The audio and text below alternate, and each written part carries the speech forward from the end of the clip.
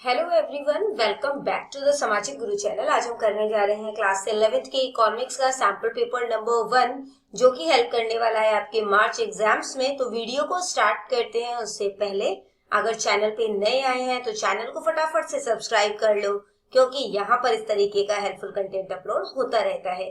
तो चलिए बिना देरी किए वीडियो स्टार्ट करते हैं। तो देखो, सबसे पहला क्वेश्चन जो हमसे पूछा गया है वो है कि answer the following questions, each question carries 1 mark. What was the infant morality rate under British rule? यानी कि ब्रिटिश शासन के दौरान मृत्यु दर क्या थी, है ना, शिशु मृत्यु दर क्या थी, वो आपने बताना है। तो आंसर है 218 पर 1000। पंजाबी मीडियम में भी साथ साथ ही कर लेते हैं हम लोग, ठीक है। तो आंसर क्या है? 218 प्रति हजार, यानी कि 1000 के पीछे 218 इन्फेंट की मृत्यु, ठीक है। अगला क्वेश्चन देखो, in what manner are government companies converted into private companies under privatization? यानी कि जो निजीकरण है ना, उसके तहत जो सार्वजनिक क्षेत्र है, यानी जो गवर्नमेंट कंपनीज है, वो जो कंपनीज है उनको जो है वो निजी कंपनी में कैसे बदला जाता है? तो आंसर क्या है इसका कि taking back the ownership and management of public sector companies from the government, यानी कि जो है स्वामित्व का हस्तांतरण करना, गवर्नमेंट सेक्टर की जो कंपनियां हैं उन्हें पब्लिक सेक्टर को दे देना, और दूसरा है कि उसे सेल कर देना, ठीक है। तो आंसर क्या है? सी, यानी कि दोनों ही जो है वो करेक्ट है, ठीक है। इसके बाद अगला क्वेश्चन देखो कि which index is related to the measurement of human capital formation? तो ह्यूमन कैपिटल फॉर्मेशन से कौन कौन से रिलेटेड होते हैं? तो PQLI भी है और HDI भी है। तो आंसर क्या हो जाएगा? बोथ। अगला क्वेश्चन देखो, पंजाब दा सब तो नवा जिला केड़ा है? आंसर की है मलेरकोटला, ठीक है। मलेरकोटला ना पंजाब का 23वां जिला है, मलेरकोटला। अगला क्वेश्चन है कि which of the following is a consequence of deforestation? तो डिफॉरेस्टेशन यानी कि जंगलों की कटाई का परिणाम क्या है, ठीक है। तो लैंड डिग्रेड भी होता है, ठीक है। इसके अलावा जो है बायोडाइवर्सिटी जो है वो भी खत्म होती है, जैव विविधता खत्म होती है, एयर पॉल्यूशन बढ़ता है। तो आंसर है ऑल ऑफ दी अबव, ठीक है, यानी कि उपरोक्त सारे। अगला क्वेश्चन देखो, what is the main cause of the economic problem? Economic problem का मेन कारण जो है वो क्या है? तो देखो, अनलिमिटेड वांट भी है, क्योंकि हमारी जो इच्छाएं हैं वो पूरी नहीं होती, ठीक है। हमारे पास साधन जो है वो थोड़े हैं, ठीक है। Alternative use of resources, resources के जो है वो वैकल्पिक उपयोग होते हैं, अलग अलग जगह पर इनका इस्तेमाल किया जा सकता है। तो आंसर क्या है?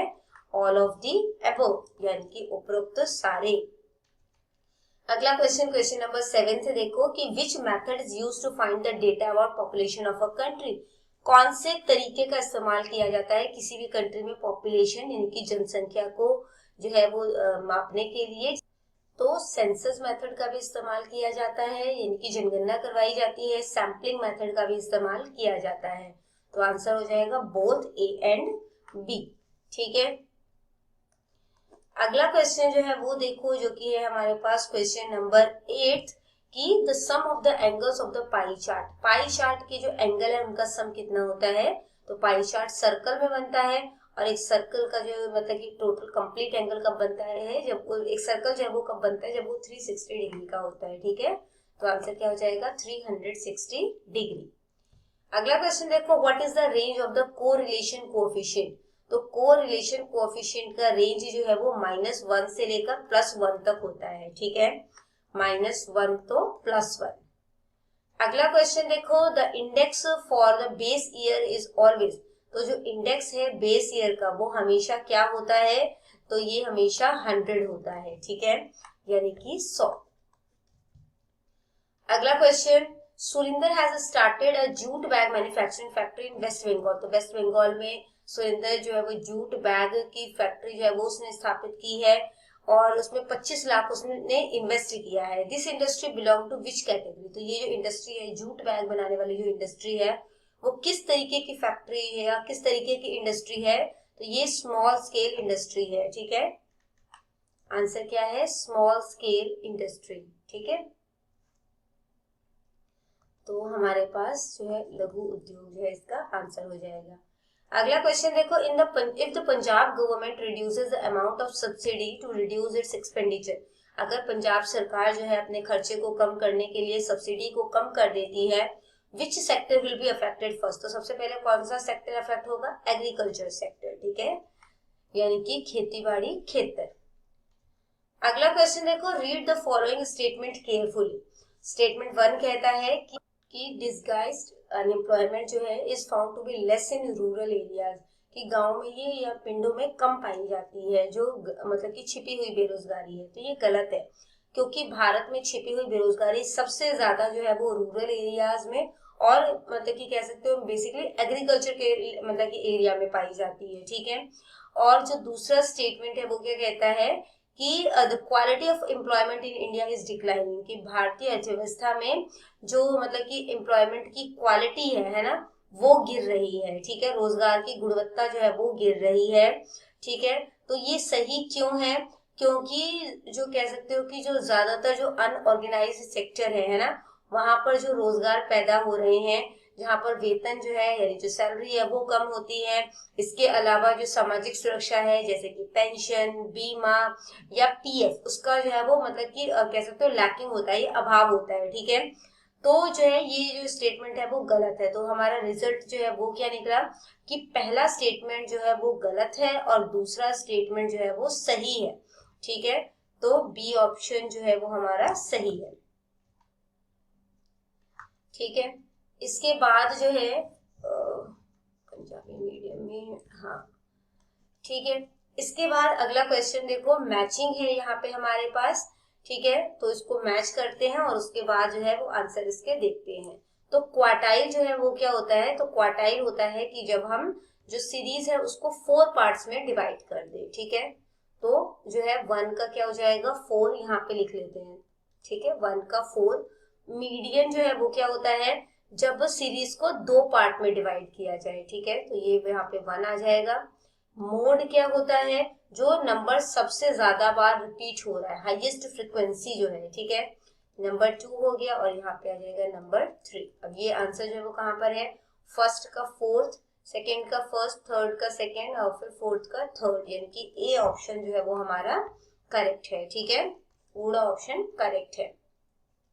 अगला क्वेश्चन देखो जो कि है हमारे पास कि Ranjit Sagar dam is also known as, तो इसको थेन डैम कहते हैं, ठीक है। इसके बाद है बेटा, dash seeds were used for the revolution in agriculture. Agriculture में रिवॉल्यूशन यानी कि क्रांति के लिए किस तरीके के बीजों का इस्तेमाल किया गया? HYV सीड, यानी कि हाई यील्डिंग वेराइटी, ठीक है। इसके बाद है हाईएस्ट फ्रिक्वेंसी। हाईएस्ट फ्रिक्वेंसी जो है वो किसको कहा जाता है? जो सीरीज में सबसे ज्यादा बार नंबर रिपीट होता है उसे कहा जाता है मोड, यानी कि बहुलक, ठीक है। तो जो है यहाँ पर देखो थीन डैम, फिर HYV और फिर बहुलक। इसके बाद बेटा हमारे पास ट्रू फॉल्स वाले क्वेश्चन है। After adopting new economic reforms, domestic manufacturers are facing competition from import, यानी कि जब से हमने न्यू इकोनॉमिक रिफॉर्म्स को अपनाया है, जो यहाँ के मैन्युफैक्चरर्स है, डोमेस्टिक मैन्युफैक्चरर्स हैं, उनको कंपटीशन का सामना करना पड़ रहा है। बिल्कुल सही है, ठीक है। अगला देखो, median divides the series into 4 part. जो मीडियन है वो सीरीज को 4 पार्ट में डिवाइड करता है, जबकि जो मीडियन होता है वो उसे 2 पार्ट्स में डिवाइड करता है। क्वार्टाइल जो है वो 4 पार्ट में डिवाइड करता है, ठीक है। तो ये हमारे पास गलत है। इसके बाद है कि consumer price index is also known as cost of living index, यानी कि उपभोक्ता मूल्य सूचकांक को जीवन निर्वाह लागत सूचकांक भी कहा जाता है, तो जो कि सही है, ठीक है। तो ये पहला जो है वो हमारे पास सही है, दूसरा गलत है और उसके बाद जो है जो तीसरा स्टेटमेंट है हमारा वो सही है, ठीक है। इसके बाद बेटा क्वेश्चंस जो है वो समझ लेते हैं। तो हमारे पास जो अब क्वेश्चंस हैं वो 2 मार्क्स के हैं, 40 to 60 वर्ड्स में आपने आंसर करना है, ठीक है। तो सबसे पहला क्वेश्चन है हमारे पास कि बर्थ रेट और डेथ रेट जो है वो क्या होता है, वो आपने जो है वो एक्सप्लेन करना है, ठीक है। तो देखो बर्थ रेट जो है वो क्या होता है, यानी कि जन्म दर, ठीक है। पंजाबी मीडियम में आंसर साथ साथ ही कर रहे हैं। तो बर्थ रेट क्या है? The number of live birth पर 1000 पीपल इन अ ईयर, यानी कि एक साल में हर 1000 व्यक्तियों पर जितने जीवित जन्म लेने वाले बच्चे हैं उनकी संख्या को बर्थ रेट कहा जाता है। जबकि डेथ रेट जो है पर 1000 पीपल पे कितने नंबर ऑफ डेथ्स हुए हैं उसको डेथ रेट जो है वो कहा जाता है। ठीक है, अगला क्वेश्चन जो है वो देखो, जो कि है हमारे पास कि इंपोर्ट सब्स्टिट्यूशन जो है वो क्या है, यानी कि आयात प्रतिस्थापन क्या है। सब्स्टिट्यूट कर देना मतलब उसकी जगह पर किसी और चीज का इस्तेमाल करना है। ठीक है, तो देखो ये एक ऐसी पॉलिसी है या एक ऐसी नीति है जो विदेशों से वस्तुएं मंगवाने के बजाय उन्हें अपने ही देश में बनाने पर जोर देती है। ठीक है, और इसका जो मुख्य उद्देश्य होता है वो क्या होता है कि जो है विदेशों पर अपनी निर्भरता को कम करना, और क्योंकि हम बाहर से अगर कोई सामान खरीदते हैं तो हमें डॉलर्स में या विदेशी मुद्रा में पेमेंट करना पड़ता है, तो उस फॉरेन एक्सचेंज को बचाना। ठीक है, अगला क्वेश्चन देखो कि how can raise the standard of living of the people through industrial development in Punjab, यानी कि औद्योगिक विकास पंजाब के लोगों के जीवन स्तर को कैसे ऊंचा उठा सकता है। तो आंसर देखते हैं, industrial development raises the standard of living by creating diverse employment opportunities outside of agriculture, यानी कि जो औद्योगिक विकास से खेती के अलावा रोजगार के नए अवसर पैदा होते हैं, इससे लोगों की आय बढ़ती है, जिससे वो अच्छा खाना, अपने स्वास्थ्य पर ध्यान दे सकते हैं, अच्छी शिक्षा प्राप्त कर सकते हैं, जो कि उनके जीवन स्तर को सुधारता है। ठीक है, क्वेश्चन नंबर 4 देखो कि रूरल फाइनेंस जो है वो क्या है, और अगला है सस्टेनेबल डेवलपमेंट क्या है। ठीक है, सेंसस मेथड को भी देख लेंगे, तो तीनों क्वेश्चन देख लेते हैं। सबसे पहला है रूरल फाइनेंस जो है वो क्या है, यानी कि जो ग्रामीण वित्त है वो क्या होता है।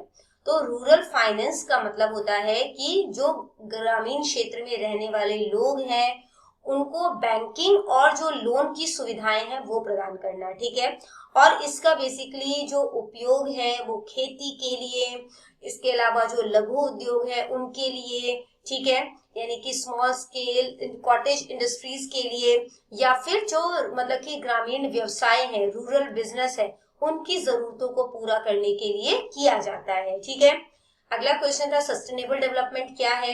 तो सस्टेनेबल डेवलपमेंट का मतलब होता है सतत विकास। तो सतत विकास क्या होता है, तो इससे हमारा मतलब होता है कि जो वर्तमान पीढ़ी की जो जरूरत है उसको इस तरीके से हम पूरा करें कि आने वाली पीढ़ियों को अपनी जरूरतों को पूरा करने की क्षमता में, बेसिकली कह सकते हो कि आने वाली जो पीढ़ियां हैं, है ना, उनको अपनी जरूरतों को जो पूरा करने में कोई कमी ना आए। ठीक है, कि वो अपनी जरूरतों को भी पूरा कर सके, या आप कह सकते हो जैसी धरती हमें मिली है हम वैसे ही अपने आने वाली जनरेशन को आगे फॉरवर्ड करें। ठीक है, उससे बेटर कंडीशन में कर सकते हैं बट इससे वर्स्ट कंडीशन में नहीं कर सकते। ठीक है, अगला क्वेश्चन था सेंसस मेथड क्या है। तो सेंसस मेथड का मतलब होता है जनगणना विधि। तो ये बेसिकली जो है वो स्टैटिस्टिकल इन्वेस्टिगेशन है, यानी कि सांख्यिकीय विधि होता है जिसमें कि जो है वो मतलब कि अध्ययन के क्षेत्र से जुड़ी हुई हर एक इकाई यानी कि यूनिट या व्यक्ति से जानकारी जो है वो एकत्र की जाती है। हर व्यक्ति से जानकारी जो है वो मतलब कि इकट्ठी की जाएगी, और ये विधि जो होती है वो बहुत ज्यादा सटीक होती है, लेकिन इसमें समय और पैसा जो है वो बहुत ज्यादा लगता है। ठीक है, अगला क्वेश्चन देखो जो कि ये क्वेश्चन नंबर 7 हमारे पास। क्वेश्चन नंबर 7 में हमसे पूछा गया है कि what is the meaning of alternate use of resources. ठीक है, इसके अलावा जो है अगला क्वेश्चन है कि क्लासिफिकेशन ऑफ डेटा से आप क्या समझते हैं। तो देखो जो हमारे पास 7th आंसर है वो है this mean that a single resource can be put to more than one use. इसका मतलब होता है कि एक ही संसाधन यानी रिसोर्सेज को एक से ज्यादा कामों में उपयोग किया जाना, जैसे कि जमीन का उपयोग जो है वो खेती करने, इसके अलावा जो है वो फैक्ट्रीज लगाने, है ना, या स्कूल बनाने के लिए किया जा सकता है। अगला क्वेश्चन था कि क्लासिफिकेशन ऑफ डेटा यानी कि आंकड़ों का वर्गीकरण जो है उसको आपने एक्सप्लेन करना है। ठीक है, तो देखो क्लासिफिकेशन जो है उसका क्या मतलब होता है, क्लासिफिकेशन ऑफ डेटा का। तो जो वर्गीकरण है यानी क्लासिफिकेशन है वो एक प्रक्रिया होती है जिसमें जो रॉ डेटा है, ठीक है, उसको जो है उनकी समान विशेषताओं के आधार पर अलग अलग ग्रुप में जो है वो डिवाइड किया जाता है। तो डेटा जो है वो 4 तरीके से जो क्लासिफाई किए जा सकते हैं। सबसे पहला है ज्योग्राफिकल, यानी कि स्थान के आधार पर, जैसे स्टेट या सिटी के आधार पर जो है वो डेटा कलेक्ट किया जाएगा। फिर है टाइम के आधार पर, जिसको कि हम लोग समयबद्ध, ठीक है, क्रोनोलॉजिकल कहते हैं। इसके अलावा एट्रीब्यूट के आधार पर, जैसे जेंडर और लिटरेसी के आधार पर, जो कि क्वालिटेटिव होगा यानी कि गुणात्मक होगा।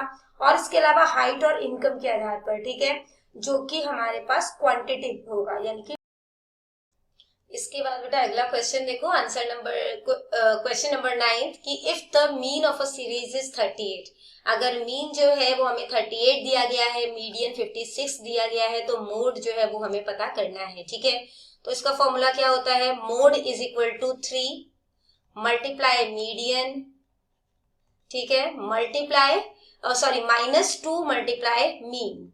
ठीक है, बस अब डेटा आपने जो है वो फिल कर देना है। तो क्या हो जाएगा, 3, मीडियन कितना दिया गया है हमें 56, -2 और मीन कितना दिया गया है 38, मल्टीप्लाई कर दो, 6 3 जा 18, 18 का 8 1 कैरी, 5 3 जा 15 प्लस 1 16, और यहाँ पे क्या हो जाएगा 38 2 जा हो जाता है 76, तो माइनस कर दो, 8 में से 6 माइनस करोगे तो क्या हो जाएगा 2, फिर 16 में से आपने 7 माइनस किया तो हो जाएगा 9, यानी मोड कितना आ गया आपके पास 92। अगला क्वेश्चन है what do you mean by index number, यानी कि सूचकांक क्या होता है वो आपने बताना है। ठीक है, तो देखो जो सूचकांक होता है वो एक इंडेक्स नंबर जो है वो क्या है, स्टैटिस्टिकल टूल है, यानी कि सांख्यिकीय उपकरण होता है जिसका इस्तेमाल जो है वो चेंजेस को मापने के लिए किया जाता है। ठीक है, जैसे कि एक आधार वर्ष के समय जो है वो कीमतों में या मात्रा में जो होने वाला परिवर्तन है, चेंजेस है, उसको मापता है ये। ठीक है, इसके बाद बेटा अगला क्वेश्चन जो है वो हमारे पास क्वेश्चन नंबर 3 है, जिसमें सभी क्वेश्चन 80 to 100 वर्ड्स में आपने आंसर करना है। ठीक है, 4 मार्क्स के ये क्वेश्चन है, सभी क्वेश्चन में आपको इंटरनल चॉइसेस भी दी गई है। ठीक है, तो इन क्वेश्चंस को जो है वो आप देख ले और इन्हें जो है वो आप अपने आप सॉल्व करें, क्योंकि वीडियो बहुत ज्यादा लेंदी हो जाएगी। ठीक है, इसके बाद हम लोग अगला क्वेश्चन जो है वो स्टार्ट करते हैं, जो कि है सोर्स बेस्ड क्वेश्चन। ठीक है, तो यहाँ पे सबसे पहला क्वेश्चन देखते हैं, what do you mean by GBD. तो जीबीडी क्या होता है वो आपने बताना है। तो यहाँ से देखो आंसर इसका, GBD stand for Global Burden of Disease, which is an indicator used by experts to know the number of people in a country who have died prematurely. ठीक है, तो यहाँ तक ड्यू टू डिजीज यहाँ तक लिख लेना, ये आंसर नंबर 1 हो गया। अगला क्वेश्चन है, इन 2017 study of GBD shows account with which type of disease. तो किस तरीके की डिजीज को जो है ये शो करता है वो आपने बताना है। तो ये शो करता है नॉन कम्युनिकेबल डिजीज को। ठीक है, यहाँ पर देखो non communicable disease, 2017 study shows that GBD account for 2/3 of what is now called the total disease burden of non communicable disease. ठीक है, ये आंसर नंबर 2 हो जाएगा।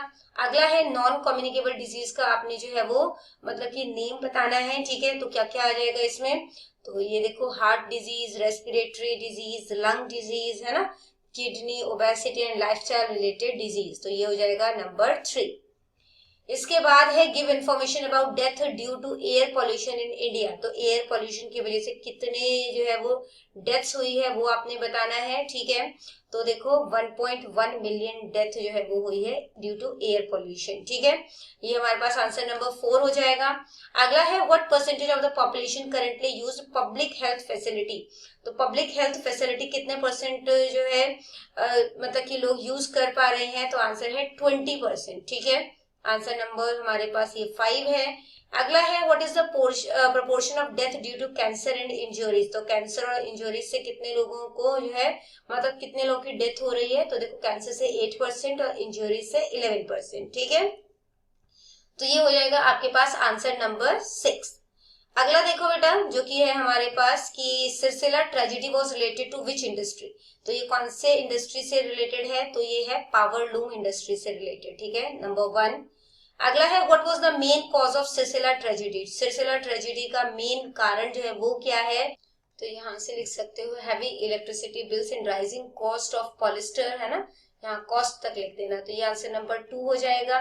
ठीक है, इसके बाद अगला क्वेश्चन है हमारे पास कि how was the income of worker affected. तो वर्कर के इनकम जब वो किस तरीके से अफेक्ट हुए, तो यहाँ पर देखो electricity power cut directly affecting their earning. ठीक है, तो यहाँ पे wages are tied to garment production. ठीक है, इसके अलावा as worker wages are tied to garment production power cut directly affects, यहाँ तक कर देना, ठीक है, ये नंबर 3 हो जाएगा।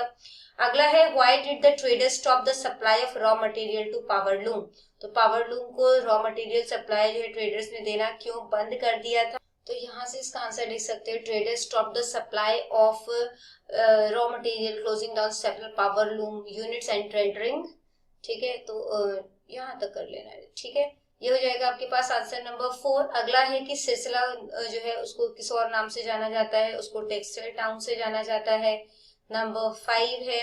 अगला है what steps did the worker take as a result of the crisis, तो क्राइसिस से मतलब कि इसका रिजल्ट क्या निकला, क्या स्टेप उठाया गया वर्कर के द्वारा, तो इसका आंसर जो है वो यहाँ पर देखो, around 50 power looms worker committed suicide, ठीक है, तो ये जो है आंसर नंबर 6 हो जाएगा। इसके बाद अगला क्वेश्चन देखो जो कि है हमारे पास क्वेश्चन नंबर 5, ठीक है, और इसमें सभी क्वेश्चन को हम लोग डिस्कस करने वाले हैं। आंसर 120 to 150 वर्ड्स में जो है वो आपने देना है इसका, ठीक है। तो सबसे पहला क्वेश्चन जो है वो हमें दिया गया है कि explain the causes of green revolution in Punjab, Punjab में ग्रीन रिवॉल्यूशन का मेन कारण क्या है। तो देखो ग्रीन रिवॉल्यूशन जो है वो मिड 1960 में स्टार्ट हुआ था और इसने पंजाब को जो है वो अन्न भंडार में बदल दिया। इसके जो प्राइमरी फैक्टर्स हैं जो बेसिकली इसके सक्सेस के लिए रिस्पॉन्सिबल हैं वो कौन कौन से हैं, ये जो है वो अधिक उपज देने वाले बीज का इस्तेमाल करते हैं, यानी कि हाई यील्डिंग वैरायटी का इस्तेमाल करते हैं, और इसमें मुख्य रूप से चावल गेहूं जैसी मतलब कि उपज के लिए जो है वो चमत्कारी बीज जो है उसका उपयोग किया जाता है, जिससे प्रति हेक्टेयर जो प्रोडक्शन है उसमें वृद्धि हुई है, ठीक है।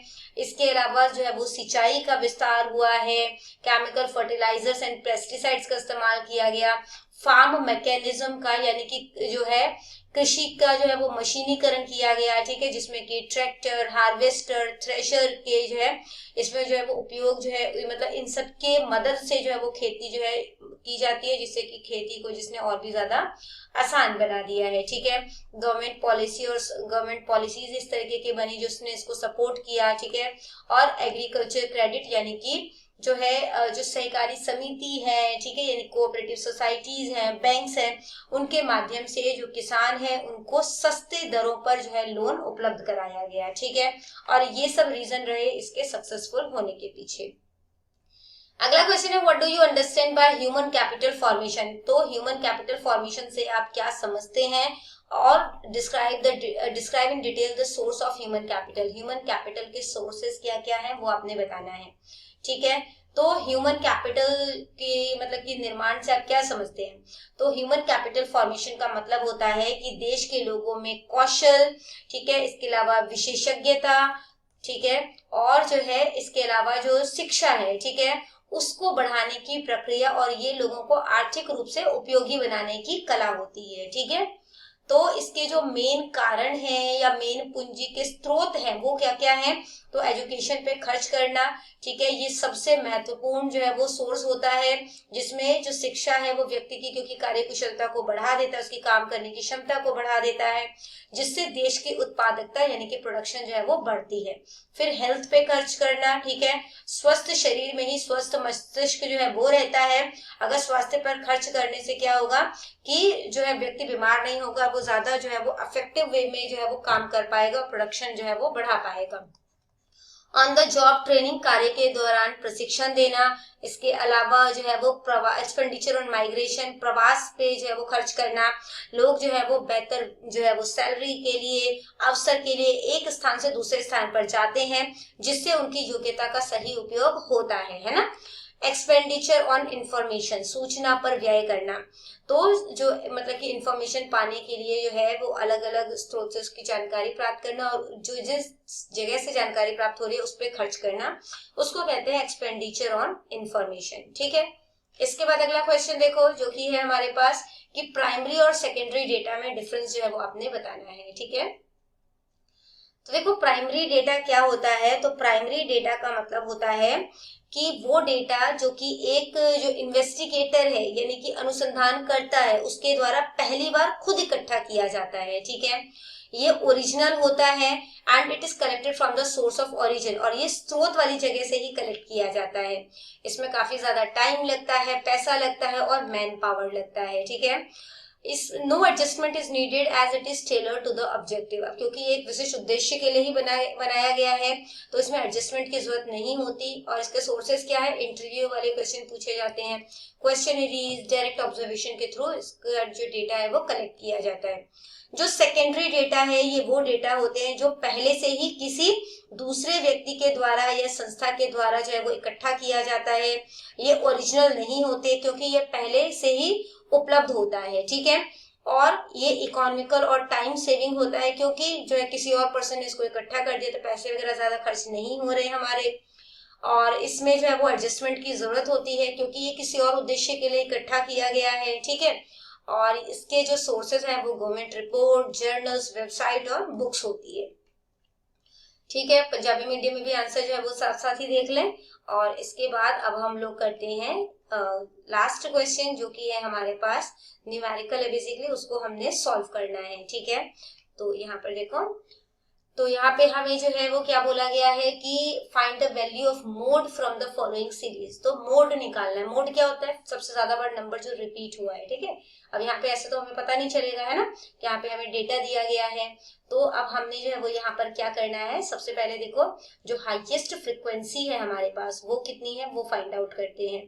तो फ्रीक्वेंसी जो है वो हमारे पास हाईएस्ट फ्रीक्वेंसी 30 है, यानी कि जो F1 है हमारे पास, ठीक है, वो क्या हो जाएगा 30, ठीक है। ये F1 है, उससे पहला वाला जो नंबर होगा हमारे पास, ठीक है, वो हमारे पास क्या हो जाएगा F0 और ये हो जाएगा F2, ठीक है। इसके बाद जो मतलब कि हमने जो है वो मॉडल क्लास लिया है उसका जो लोअर लिमिट है वो क्या है 10 L लिख लेते हैं। और जो है यहाँ पर जो दूसरी चीजें हमें फाइंड आउट करनी है वो है H, यानी कि क्लास विड्थ। तो कितने का डिफरेंस है, 15 में से 10 माइनस कर दो 5 का डिफरेंस है ना। अब मोड निकालने का फॉर्मूला क्या होता है, मोड को Z से रिप्रेजेंट किया जाता है, ठीक है। तो इसका फॉर्मूला होता है L प्लस में F1 माइनस F0, ठीक है। फिर यहाँ पे आ जाएगा 2F1 minus F0 minus F2 multiply H। बस आपने अब डेटा जो है वो पुट कर देना है। तो L हमारे पास क्या था 10 प्लस में F1 क्या है 30, F0 क्या है 24, ठीक है। 2F1 यानी कि 2 multiply 30 minus F0 24 minus F2 28, ठीक है, मल्टीप्लाई H। तो H क्या हो जाएगा हमारे पास 5। अब इसको सॉल्व करते हैं तो क्या हो जाएगा यहाँ पे, तो ये हो जाएगा 10 प्लस में 30 में से 24 माइनस किया तो हो जाएगा 6, तो ठीक है। 30 को 2 से मल्टीप्लाई किया तो हो जाएगा 60, minus minus plus with sign minus का हो जाएगा 8 प्लस 4 हो जाएगा 12, 2 2 4 और 1 5, यहाँ पे मल्टीप्लाई 5 आ गया, ठीक है। अब देखो 10 प्लस में 6 आ गया, 60 माइनस 52 जो है वो कितना हो जाएगा, तो ये हो जाएगा 8, यहाँ पे आ जाएगा मल्टीप्लाई 5, ठीक है। अब इसके बाद जो है हमने क्या करना है, यहाँ पे इसको सॉल्व कर लेते हैं। तो यहाँ पे 10 रहने देते हैं प्लस में, ठीक है, 6 5 30 हो गया और यहाँ पर 8 है, ठीक है। अब इसकी कटिंग करोगे तो क्या हो जाएगा 8 3 24, ठीक है। यहाँ पे 3 आ जाएगा, 3.75 हो जाएगा। जब इसको सॉल्व करोगे तो इसको जब प्लस करोगे तो आंसर जो है वो क्या आ जाएगा 13.75, ठीक है। यानी कि जो mode of the given series है, mode of the given series वो कितनी है 13.75। तो बच्चों करते हैं इस वीडियो को यहीं पे खत्म। आई होप सारे ही क्वेश्चंस आपको बहुत अच्छे तरीके से क्लियर हो गए होंगे। अगर वीडियो पसंद आई तो लाइक जरूर करिए। मिलते हैं अगले वीडियो में, तब तक के लिए all the best for your exams and bye bye.